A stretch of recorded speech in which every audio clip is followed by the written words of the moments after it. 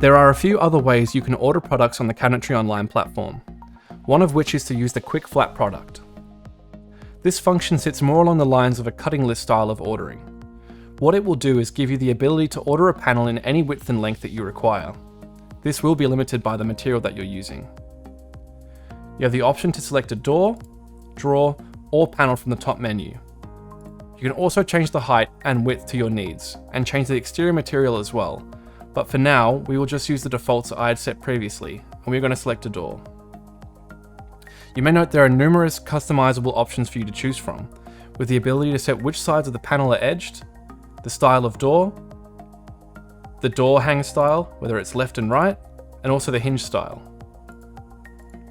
What we'll do is, we'll copy this product, and we'll change the quantity to 4, whilst also changing the height to 1000 and the width to 600.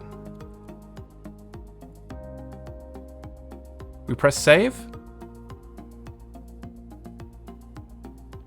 and we'll be taken back to the order dashboard, where we'll note that our doors have been added and the prices have been updated within the grand total.